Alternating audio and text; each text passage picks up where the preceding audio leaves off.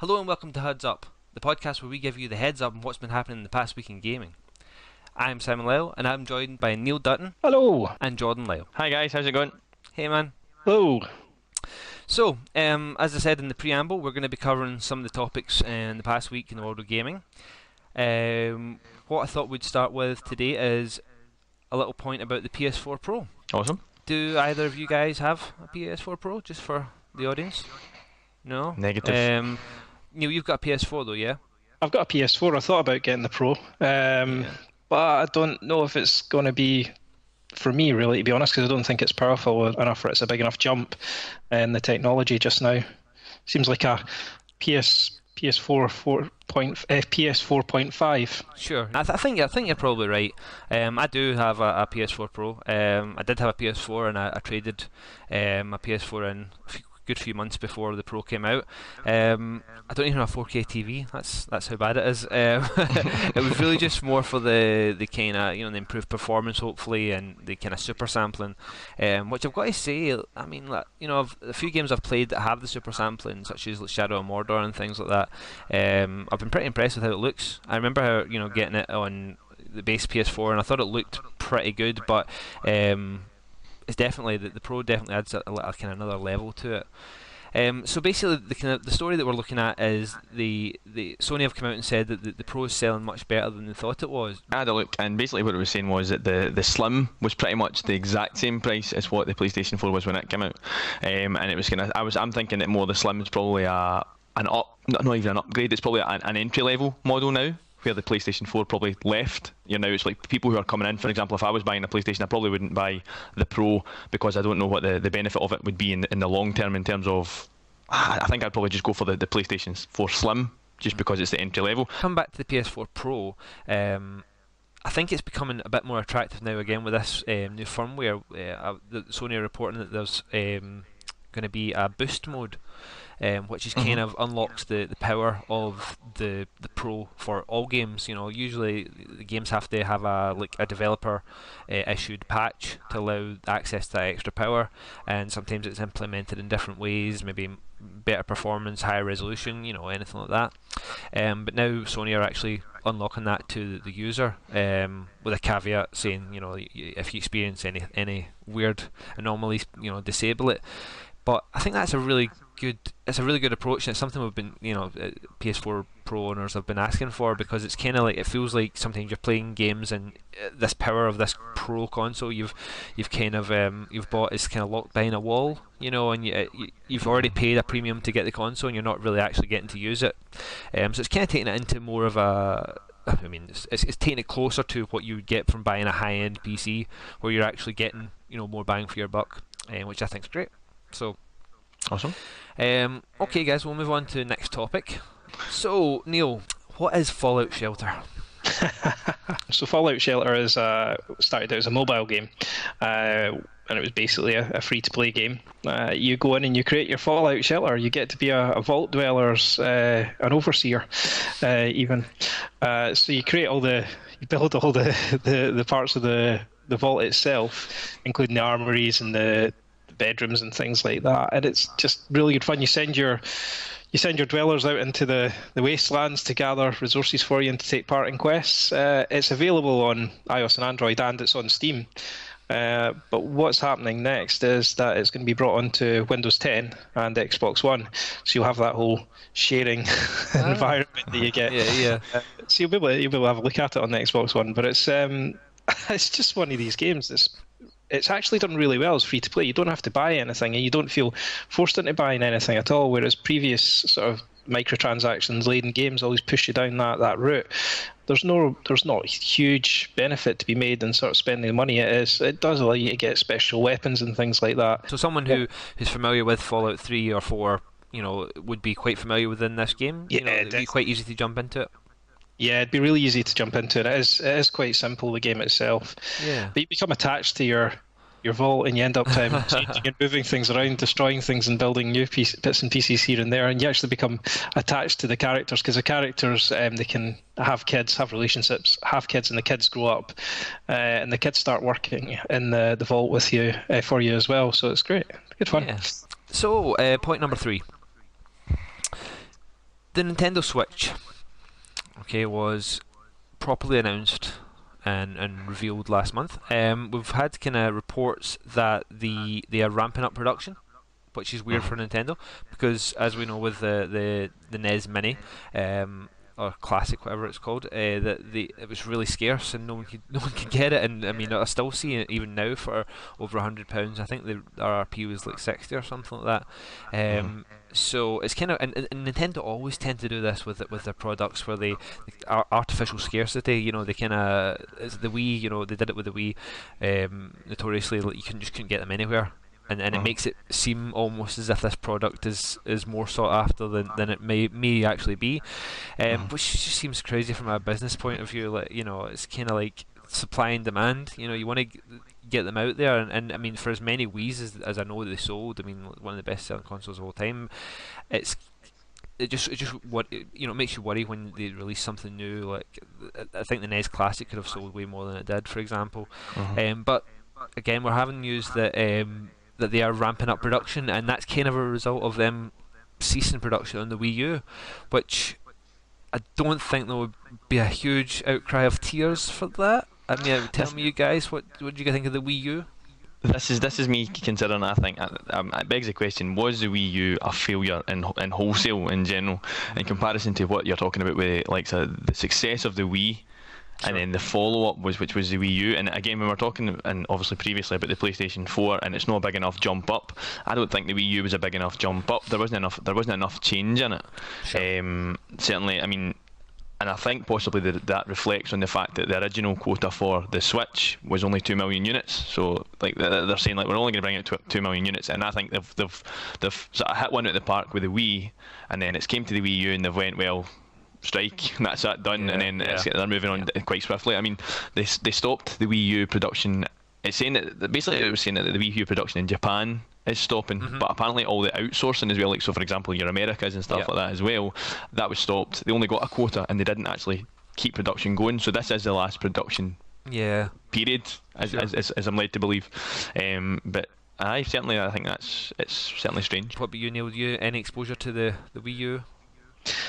I considered buying one last year, and then they announced the Switch was going to come along. I can't remember the code name that they used for it. Oh, the NX. The NX. That's right. Yeah. So I was hovering because they'd gone quite cheap, and I thought I'm going to get it to play Splatoon and Mario Maker and a couple of the sort of Zelda sort of style games.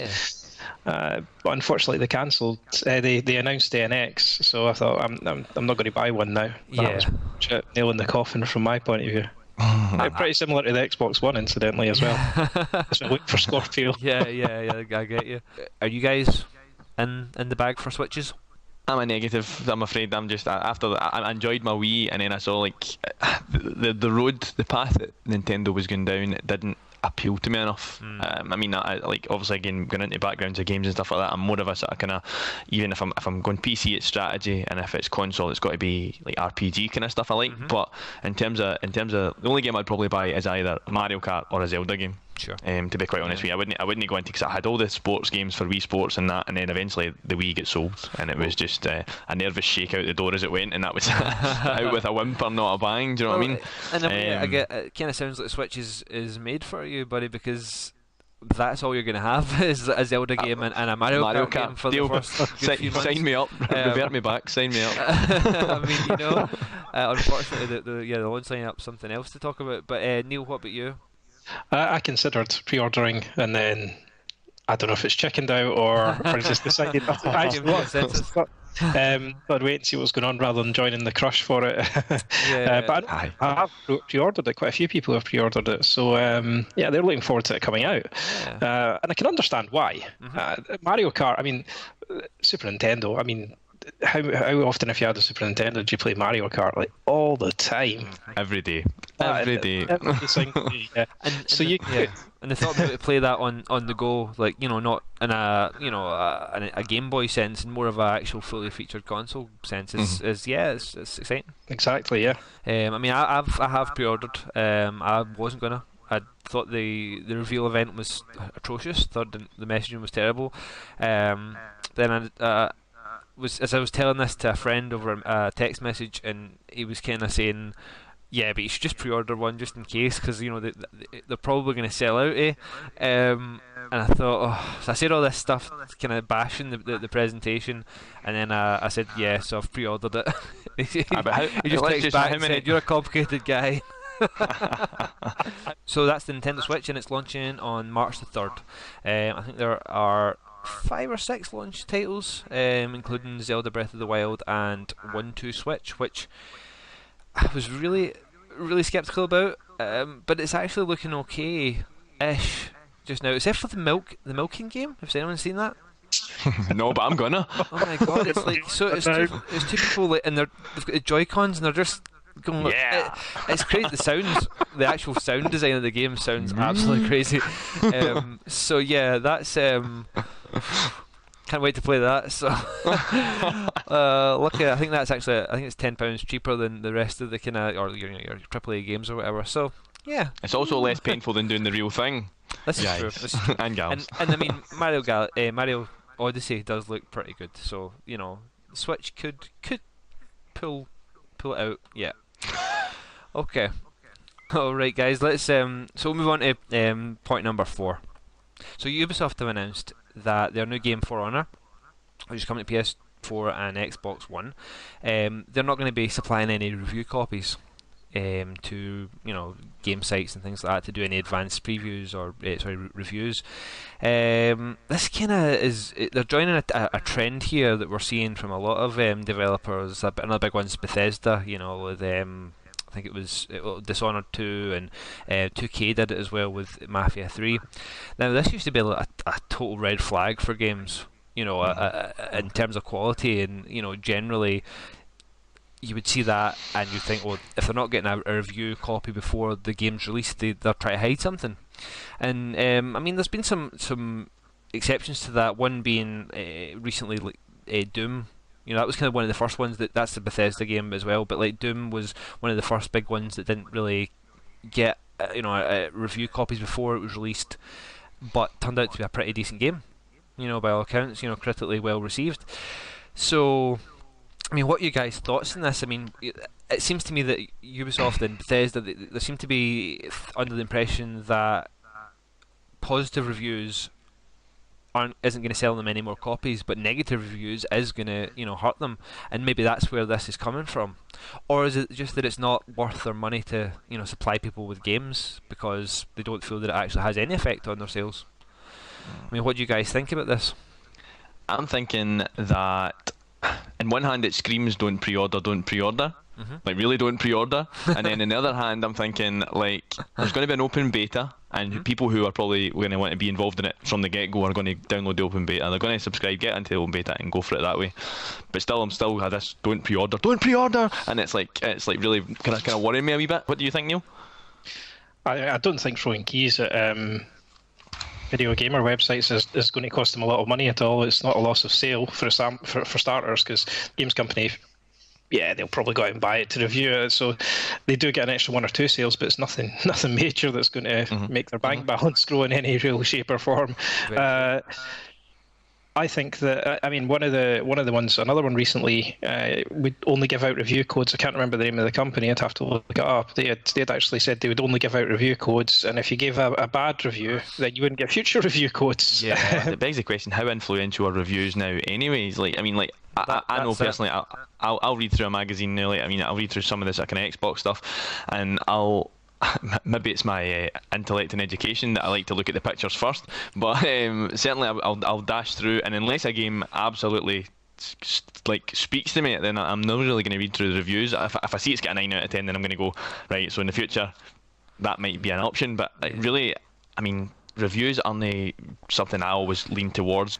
I mean, I totally agree with you. In that question of are reviews important? Personally, I mean, I watch review videos. I love watching, especially people I trust, on the internet or whatever, from game websites, particular reviewers or sites even, or even somebody I trust. So they don't even have to have the same taste as me, but if they're playing a game, and I can usually tell whether it's something for me or not. But for a case of it being before the the release of the game, I'm not too bothered. But I'm usually happy enough to wait. And if there's something, as you say, there's something that I'm going to pre-order, I'm going to pre-order that whether I know anything about whether it's a good review or not, because it's something that I'm into already. It's kind of I'm built in. But it's an interesting question whether reviews matter. That's a big question just now. So for anyone that's interested, the For Honor open beta is running from between the 9th and 12th of February, and it releases on the 14th. A lovely Valentine's Day present for everyone. And it sounded like you said foreigner instead of For Honor there. So, Foreigner? The Foreigner beta. Yeah. Jordan's too young to get that. They're probably too young to get that. But I'm going to go along with Neil, so just don't embarrass me. Alright guys, so we'll move on to our final news item, and I'm going to ask Neil to lead us on this a little bit, because it's another one that I don't have much knowledge about. I know of the game, but so there's going to be a Hearthstone tournament. Yeah, so I know tangentially of this game, it's like a card battler for like it's a mobile game. Yeah, it's free as well. It's free. It's not just a mobile game though. It's available on PC. Ah, okay, right. So that's something I didn't realise. It's So Blizzard have announced there's going to be an international tournament for it, championships, and they're going to have regionals for it. So yeah, it's going to fit into the sort of arena a bit more for esports and things like that. It's quite interesting, and an interesting step forward for the game. Based on the Blizzard's like Warcraft lore, yeah, that's kind of the world it's based in, yeah. That's as far as I'm led to believe as well. Is you've got your sort of kind of is it like there's 9 heroes or something like that? I think is it there's a certain amount of heroes, iconic heroes from the Warcraft sort of genre. Yeah, and I've never played World of Warcraft, so I played it for about half an hour. So I just play it based on that character's good. That's about it. He looks pretty. You can make up your own decks to play with as well, and you can buy packs to improve your decks, and you can actually win packs just by sort of the churn through the game itself. So I went back to it again after they announced this, and it was quite good getting back into it. I won like my first 5 games in a row, and I was like, I'm great at this. And then all of a sudden, I just started losing every game because I realised at the time I was playing it, America and other countries that were huge online, so I was getting match made against like people, just basically people in the UK. And I'm not saying people in the UK aren't as good players. I'm just saying the pool of people I had a greater chance of getting someone who wasn't as good at it. Yeah. So lastly, guys, I want to ask you if there's any games either soon or this year that you guys are really looking forward to. Come to you first, Neil. Yeah, I'm looking forward to Persona 5 later this year, where it's a bit of an off-the-wall sort of one. Yeah, no, It's out in March, but it's now coming out in August, which is a bit of a surprise. Well, it wasn't a bit of a surprise. It was pushed back, and I thought it would get pushed back, to be perfectly honest. On top of that, do you know what? I don't know what is really out there other than Red Dead Redemption 2 coming out. I'm wondering, it's going to have to, a lot of people have spoken about it, it's going to have to go back the way. It can't go any further forward because it was kind of the acceptance of the dying off of the West, isn't it? So we'll go back and we'll see Marsden and Dutch and everyone sort of being the bad guys. So that's pretty much me for this year, I think. I can't really think of any other games that have really stood out. Yeah, man, I'm pretty much with Neil as well. I'm Red Dead Redemption 2. I'm actually buzzing. Actually cannot wait. Played the full first game, completed 100%, killed all the animals, done all that kind of stuff. Amazing. But I'm a wee bit curious to know who the players will be playing as, because as Neil was saying, it can only really go back the way. Although again in the trailer it kind of leans towards a kind of westernisation of the West. It's a kind of modern era where they've got the oil fields and stuff like that. But absolutely, everything looks as if it's an improvement on, the last kind of venture. And yeah, absolutely buzzing. Cannot wait for it. Yeah, I'm the same as you guys on Red Dead, and I get what you're saying about the wait and see who the player plays as, but I just trust Rockstar. I'm in. You know what I mean? It's just whatever story they want to give me, I'm cool with it, because I thought the story in GTA 5 as well as as the original Red Dead was just so much fun. So anything they want to give me, I'm on. It also begs the question as well: is there going to be zombies again this time? Because I played through, I played through the first level of Undead Nightmare, and then literally went a kind of adventure in the horse, ended up in some town, and literally there was nothing in the town, and it maybe just beat the sort of kind of generate of the AI, and then turned round and it was heaving, and I don't have enough pairs of underwear to get through a full game that size. Do you know what I mean? I genuinely don't have enough pairs. I mean, never mind any of the other sort of kind of horror games that are coming out this year. But certainly I'm looking forward to it. Will there be zombies? Is it going to be as good as it looks? And who are we playing as? Rockstar, please. Yeah. I don't know if it's going to be out this year or not, but I hope so. With Crackdown 3 or Crackdown, whatever they're calling it. I know it's probably not going to happen, but they announced it so long ago that please get your cloud gaming, whatever the Azure cloud is that the Xbox announced when they announced the Xbox One. Get it in gear and get us Crackdown, because we need to get some orbs. Just saying. Yeah, baby. 2019. What did you say? 2019. Yeah. Yeah. We might get the new Kojima game before we get the new the new Crackdown. The new Fallout game will be out as well. Skyrim. The new Elder Scrolls. Sorry, Skyrim. What? Yeah. Okay, well, this has been our first episode of Huds Up. Please come back next week. If you want to find any more information out about us, you can check out Facebook. The address is, as I read it, facebook.com/WHI Gaming. So that's for what happens in gaming. That's kind of the umbrella term that we're going to be using for all of our content. Huds Up is one arm of that. The podcast. There's going to be hopefully, let's plays, reviews eventually, that kind of thing. But we'll let you know all about it on the Facebook channel. That's where to go. We've also got a Twitter, which is also, I believe, so yes, at WHI Gaming. And we do have a YouTube channel. We don't have a URL for that yet, but we're going to be sharing that very soon on the Facebook, where you can find this video, which you're watching. So you found it, yay! We're also going to be up on iTunes as well, and we're going to get this out weekly. We haven't set a day for when we're going to be coming out yet, but just because we have to get things set up with iTunes and things like that. But we're planning to have it all come out on the same day every week. I don't think there's any other housekeeping we need to do, guys. Are you guys happy? No, happy. Okay, guys, remember, for your weekly Huds Up, you're in the right place. See you next week.